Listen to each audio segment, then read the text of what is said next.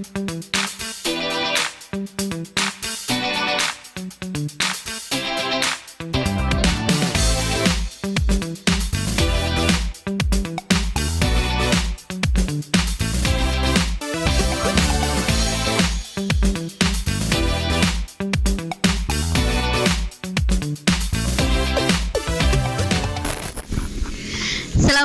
warahmatullahi wabarakatuh. Welcome back to my YouTube channel. Jumpa lagi dengan Sinta Bella di channel YouTube Sinta Bella tentunya. Dan sekarang kita spesial edisi ngaji tapi bareng siapa?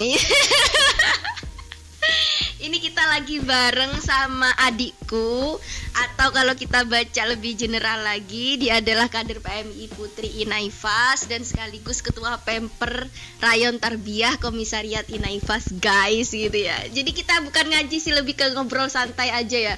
Karena kalau tema ngaji itu pasti kita sudah ada landasan teori ya kan.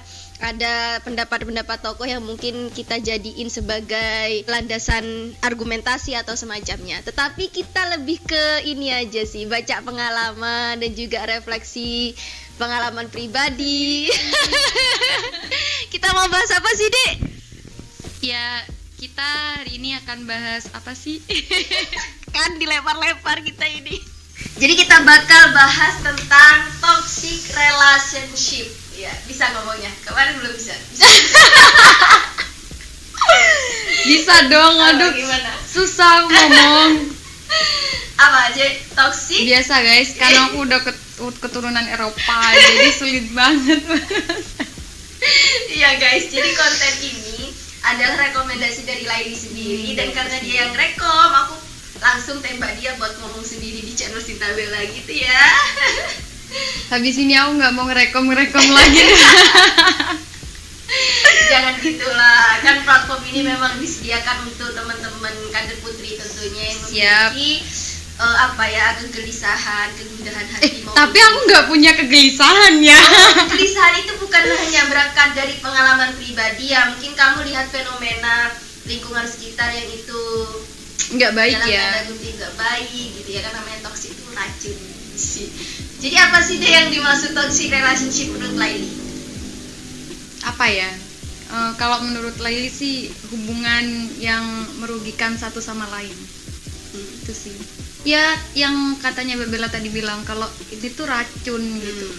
Dan banyak banget sekarang yang nggak sadar tentang hubungan ini, Mbak Bel. Mereka yang rela mereka ini nggak jadi dirinya sendiri, disetir, dijadiin robot, atau malah diambil semaunya aja gitu. Padahal ini bahaya banget bagi diri kita sendiri, apalagi bagi psikis kita. Bisa nggak sih kalau kita istilahkan bahwa toxic relationship adalah sebuah hubungan parasit? Jadi dia itu hanya ngambil keuntungan aja. Bisa dong, bisa banget.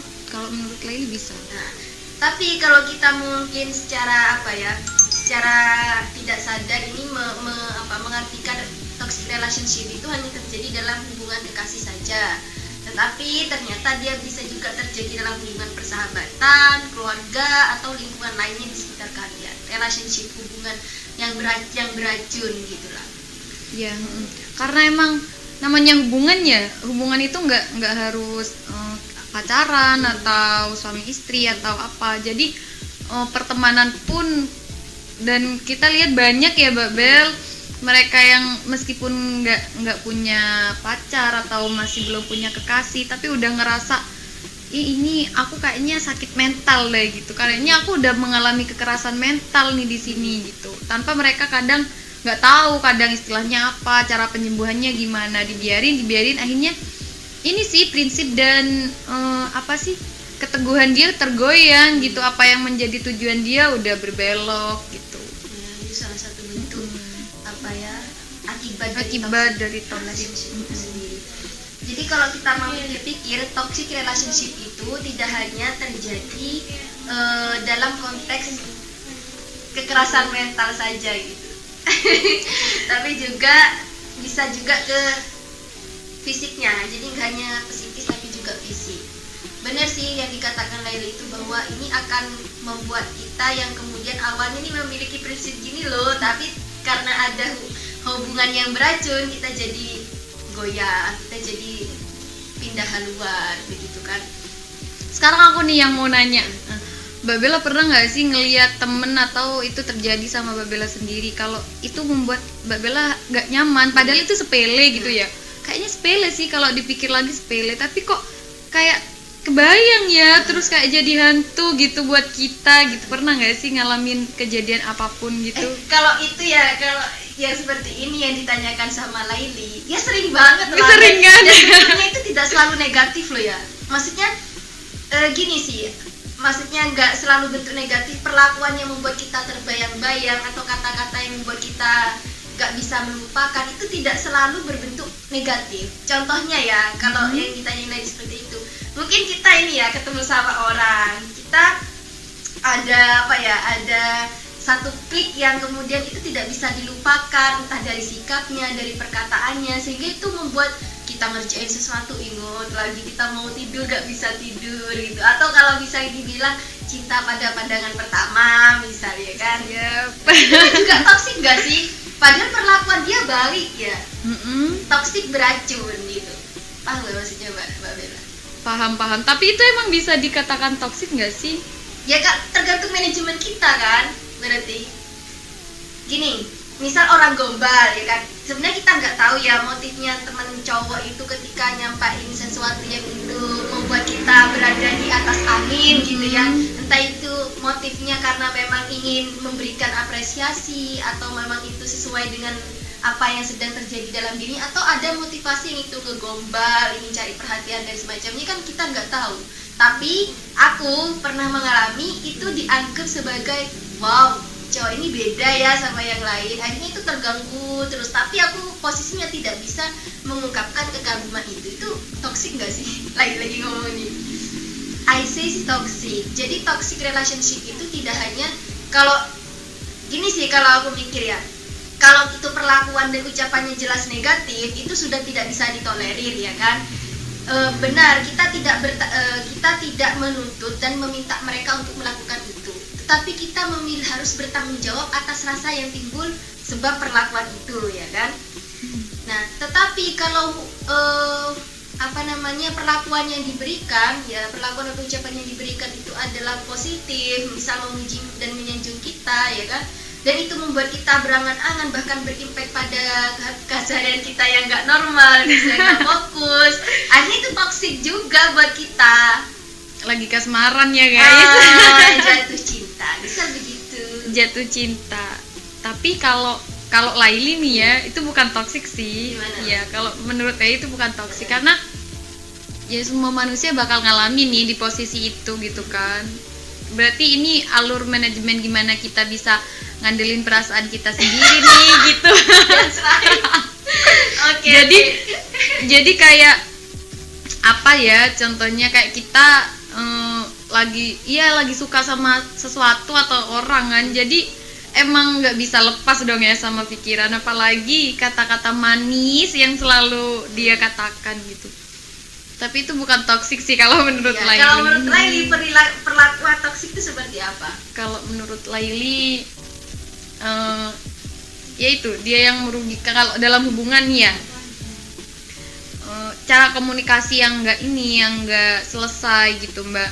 Contohnya nih ya, kalau Laili kasih contoh hal yang kecil, misal nih ada pasangan, kita mau makan, terus ini Laili contohin perempuan ya yang toksik ya, karena jarang banget ya kalian sadar kalau perempuan itu juga bisa toksik kan. Nah jadi misal cowoknya nanya nih, sayang mau makan apa gitu, terserah gitu, kan ambigu banget dong ya. Ini namanya komunikasi yang pasif banget. Ini bisa merugikan laki-lakinya gitu, padahal sepele, cuman kadang mikir kan, kok bisa sih jawabnya terserah, padahal kan aku udah nanya gitu, udah nanya kemauannya gitu. Jadi kita juga nggak boleh seenaknya jadi perempuan. Sama cowok pun juga kadang gitu ya guys, sama-sama. Jadi nggak berjenis kelamin nih, apa namanya, toxic relationship. Tapi kok gini ya Mbak Bella, itu kalau sekarang diajak ngomong soal toxic relationship, kenapa kok aku nggak merasa yang aku pernah mengalami itu gitu. Atau mungkin ini ya, mungkin ini kayak misal hubungan kekasih kan, kalau ke persahabatan aku nggak pernah yang merasakan ya ini toksik nih, nggak pernah. Karena ya mungkin ya udahlah, aku misal ngasih apa-apa, aku ngajak apa-apa, ya udah itu selesai gitu. Begitupun dengan mereka, dan aku belajar untuk tidak hitung-hitungan untuk ke sahabat. Beda kalau pacar, entah karena memang kasih sayangnya itu masih palsu ya. Cintanya mencinta masih palsu. Jadi seringkali aku begini, kalau ini perlakuanku ya, aku tuh orangnya cemburuan banget sama posesif. Nah, terbiasa untuk ngatur sesuatu gitu, akhirnya kebawa dalam hubungan pacaran yang kemudian pasangan kita itu harus nih ngikutin apa yang kayak kita mau gitu. Nah, itu kan toksik ya. Terus harus ngubungin setiap saat gitu-gitu. Terus habis itu namanya di organisasi kan, kalau kita memutuskan berhubungan sama anak organisator juga ya harus paham resiko gitu lah, resiko bahwa dia harus dekat sama kader perempuan yang lain gitu. Dan kemudian ketika kita negur, kita cemburu, dan yang dipakai dalih kaderisasi misalnya gitu. Dan aku kebanyakan gitu. Ya kan, makanya aku mikir kayaknya aku gak cocok sih sama temen-temen. Ya mungkin kalau sudah si cowok lebih dewasa, dia akan, bukan lebih dewasa sih, nerima apa kekurangan kita sehingga mencoba untuk masuk dalam diri kita gitu. Nah itu toksik juga, aku menyadari bahwa aku toksik bagi cowok-cowokku, mantan-mantanku gitu ya, dimana dia anak organisator, dan kemudian ada pada suatu titik dia pernah bilang gini, kalau kamu kayak gini terus, kamu akan mencegah aku berkembang. Nah, jelas sekali bahwa aku secara tidak langsung dinarasikan sebagai toksik, ya kan, racun, kayak beban gitu. Nah, ya, kayak beban gitu. Jadi gimana ya mikir kayak gitu? Oh ya, sudah selesai aja, gitu. Gak ada yang perlu dilanjutin. Nah, terus maksudnya toxic ya, bener? Iya, toksik sih. Terus maksudnya dari kekurangan itu kan sebenarnya kita harus ini ya, belajar ya, Mbak Bel. Kalau menurutnya Mbak Bella sebenarnya hubungan tadi yang udah dilalui itu udah bener, cuma kita yang harus memperbaiki atau saling memahami kekurangan, atau gimana? Atau masih harus cari orang lain buat bisa beradaptasi lagi, terus sampai sekarang aku menyadari bahwa tidak ada manusia yang sempurna. Begitupun dengan pasangan, kita sudah mengekspektasikan di dalam pikiran bahwa pasangan berarti orang yang soleh, orang yang berpendidikan, berakhlakul karimah dan semuanya. Soleh itu sudah melingkupi semuanya ya. Tapi kita dihadapi dengan sebuah kenyataan bahwa yang sedang berjalan sama kita ini tidak seperti itu. Tapi dia menyadari kekurangannya gitu loh. Dia menyadari kekurangannya, dan kita pun juga menyadari kekurangan kita. Nah, saling berbenah itu lebih baik daripada memulai lagi gitu. Karena apapun konsepnya, dimanapun ruang lingkupnya, kalau kita selalu memulai, maka tidak akan pernah sampai. Aku mau ini deh, aku mau tahu keinginannya Mbak Bella kalau punya hubungan gitu. Jadi kan maksudnya Mbak Bella tuh cemburuan gitu. Nah, kita nggak bisa dong sekali langsung bisa ngerubah sifat itu kan. Nah, cara Mbak Bella menurut Mbak Bella hubungan yang Mbak Bella inginkan itu gimana dengan posisi Mbak Bella yang cemburuan tapi juga mau berubah gitu. Karena jujur kalau menurut Laili, cemburu itu bukan hanya berimpact pada pasangannya, tapi ke kita sendiri gitu kan. Iyalah, ngerasain juga kan Mas ya. Iya dong. Jadi itu sakitnya ke kita, gak nyamannya ke pasangan. Iya. Gitu loh. Jadi maksudnya kita mau berbenah buat diri kita sendiri, cuman apa sih yang impian Mbak Bella buat hubungan ke depan gitu. Jadi misal nih kalian ada yang denger, jadi harus masuk kriterianya. Jadi kan harus saling memahami nih, Mbak Bella udah mau berjuang buat berubah buat dirinya sendiri loh ya, bukan buat pasangannya nanti biar nggak tersiksa dirinya sendiri karena kecemburuan. Tapi apa sih impiannya? Yuk, padahal nih konten aku kenapa sesekali aku masuk di konten ya kan. Iya, ayo dong. Ya, Mbak, itu simpel sih orangnya. Aku percaya bahwa semua hal kerusakan ya, kekeliruan, kesalahpahaman itu bakal selesai di komunikasi ya kan? Begitu juga dengan hubungan kekasih. Kenapa toxic relationship yang kita bahas kekasih ya, karena memang banyak di situ ya kan. Ya aku selesai di komunikasi sebenarnya. Misal dia si cowok ketahuan gitu, maksudnya jalan sama cewek, iya dalih kaderisasi, gak apa-apa dalih kaderisasi, karena aku juga memang punya ruang lingkup yang seperti itu. Cuma kita masih ada ikhtiar lah untuk mengklarifikasi. apa sih yang sebenarnya terjadi, mengklasifikasi kesalahpahaman yang aku buat, atau dia mencoba untuk sebenarnya nggak gini loh gitu, menjelaskan gitu. Dan dia juga ada sebenarnya gini deh, Mbak Bella itu memang jiwa-jiwa orang yang membimbing ya, cuma tapi aku bukan orang yang tidak mau dibimbing gitu. Jadi, paham gak sih? Iya, paham. Dan aku selalu, meskipun aku belajar gender kemana-mana, aku selalu percaya bahwa laki-laki itu mempunyai peran lebih untuk itu gitu. Atau paling enggak kita ya sama lah gitu. Dan aku gak mau laki-laki yang berada di bawahku. Sorry ya, bukan mendeskripsikan atau apa. Yang jelas ya aku pengen mereka itu kalau nggak sejajar ada di atas, bisa lah ngebimbing aku, tetap bisa membimbing, menuntun ya Mbak, komunikasi. Dan aku bukan orang yang tidak mau berubah dalam segala hal. Kalau memang itu selalu ingin belajar aku kok. Makanya aku prinsipnya, siapa sih yang ingin ya enggak gitu Pak, siapa sih yang ini yang aku impikan, orang yang selalu bisa ngajak aku belajar. Berbenah diri itu kan juga dalam bentuk pembelajaran, proses pembelajaran gitu loh. Tapi aku emang orangnya ini ya, gampang sakit hati ya sebenarnya. Dari komunikasi yang seperti contoh yang aku bilang, kamu kalau kayak gitu terus akan mencegah aku berkembang. Wah, ini sudah di titik yang tidak bisa ditolerir. Emang nggak menghargai tapi ya. Iya, kalau menurutku emang nggak menghargai ya nggak sih. Jadi gini loh Dek, oke, kita berada di tubuh organisasi yang itu sangat mementingkan regenerasi. Aku kalian mau ngapain di belakangku ya, dan itu masih dalam konteks kaderisasi, silahkan gitu loh. Tapi kita harus ada saling menghargai ketika kita ada di satu tempat, ya kan? Iya, bener banget guys. Jadi tapi nih, bagaimana kita memanajemen? Gini, ketika kita terjerat dalam hubungan toksik ya, apa yang harus kita lakukan? Menurut Laili, keluar dari hubungan itu, apa yang coba mencoba memperbaiki dulu lah. Sama ya kan? Iya. Ya kan, nggak mungkin dong kita tiba-tiba habis masuk keluar gitu kan, nggak ada solusinya, nggak ada perjuangannya deh kayaknya Babel kalau langsung tiba-tiba keluar. Diperbaikilah, karena memang ya ini yang pertama tadi, Laili juga nggak suka sama hubungan yang baru lagi, harus beradaptasi lagi, harus saling memahami lagi gitu. Buat kalian yang kayak mudah beradaptasi atau memahami sih, ya it's okay ya, cuman kayak kadang kita tuh tipikal orang yang serius deh kayaknya guys. Emang ya sih, kamu serius nggak? Iya. Nggak serius. Karena aku sudah selalu bilang, kalau masih kayak kamu so happy aja nggak apa-apa. Guys, tapi aku jomblo ya. Loh ya, siapa yang bilang kamu ada? Jangan-jangan kalian berpikir aku ada di tahap yang terombang-ambing. Tapi emang gitu nggak? Enggak.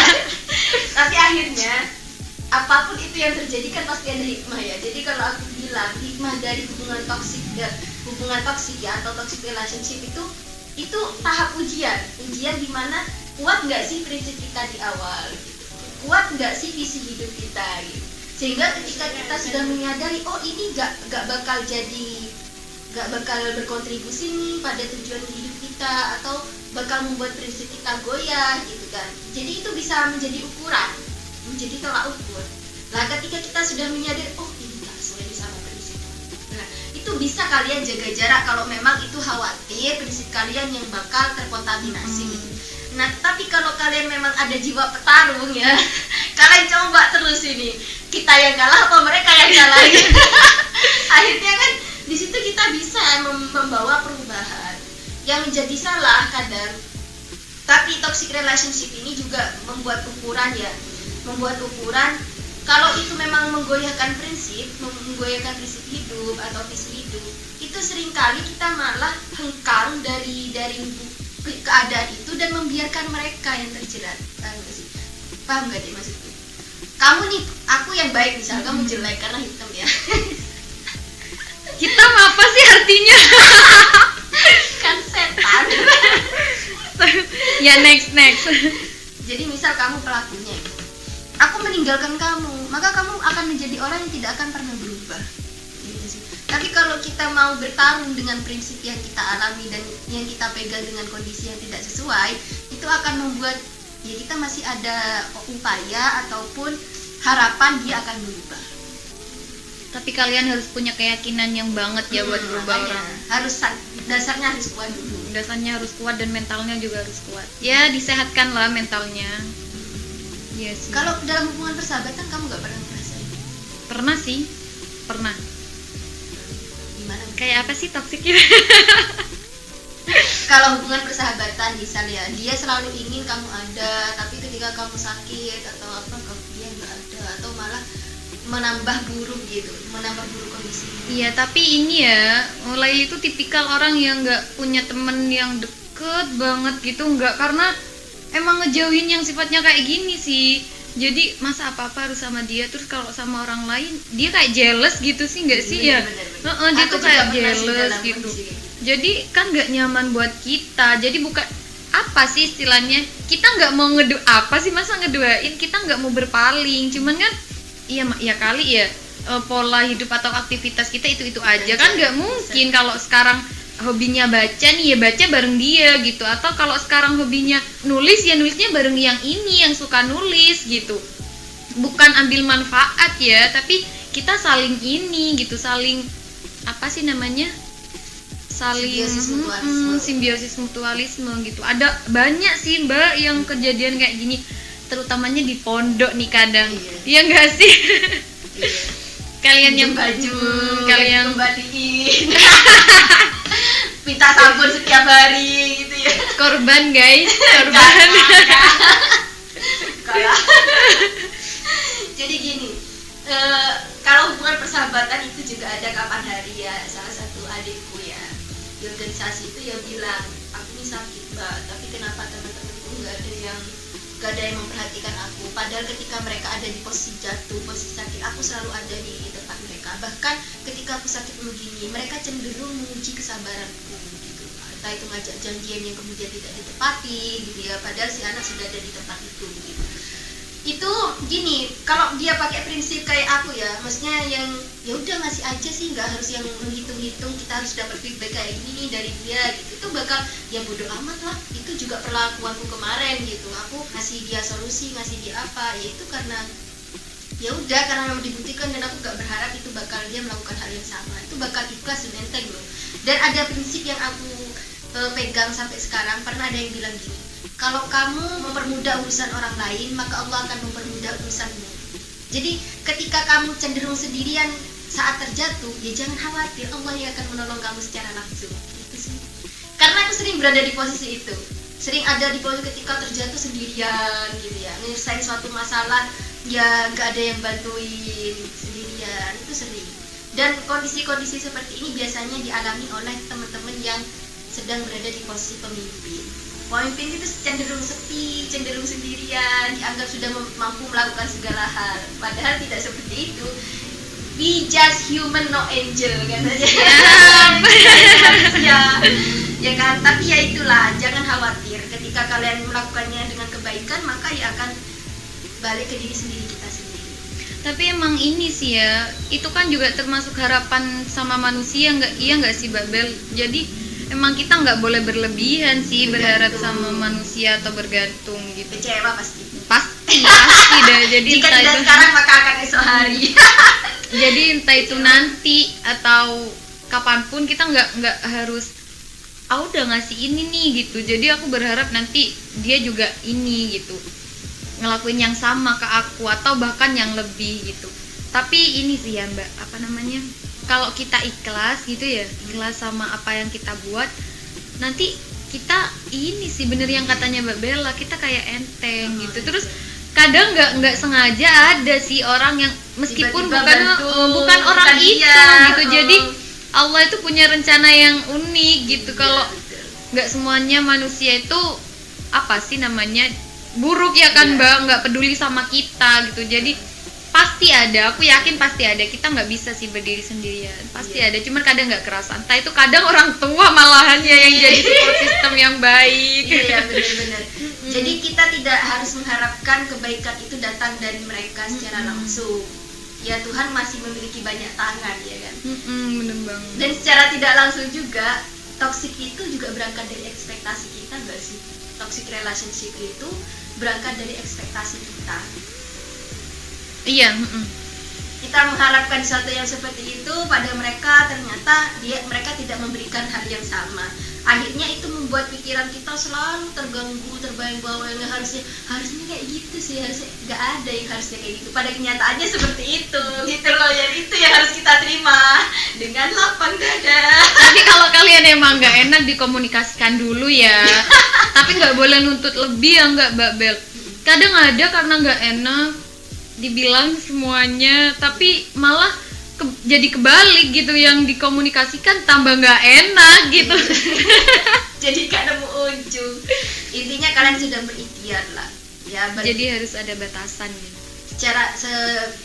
Secara garis besar, media untuk menyampaikan sesuatu yang tidak sesuai dengan apa yang kita harapkan, kita inginkan, yaitu komunikasi. Jadi ini enggak, menurut Mbak Bella, hubungan yang baik itu adalah hubungan yang komunikasinya baik juga. Iya. Komunikatif apapun itu yang paling utama. Yang saya garis bawahi. Bukan hanya di hubungan tapi ya Mbak, atau hubungan percintaan tapi semuanya ya, semua elemen ya. Persahabatan, organisasi, komunikasi itu inti dari jalan. Katanya kalau roda organisasi itu tergantung pada kaderisasinya. Nah, kaderisasi yang baik tergantung pada pola komunikasinya. Benar banget. Gitu. Karena kita nggak sendiri ya. Kita berperan jadi makhluk sosial nih. Itu. Tapi aku tertarik dari pembahasan yang kaderisasi tadi. Nah, kalian pasti juga penasaran kan bagaimana toxic relationship dalam hubungan kaderisasi itu? So stay tune di video selanjutnya guys. Terima kasih udah nonton. Assalamualaikum warahmatullahi wabarakatuh. Bye bye.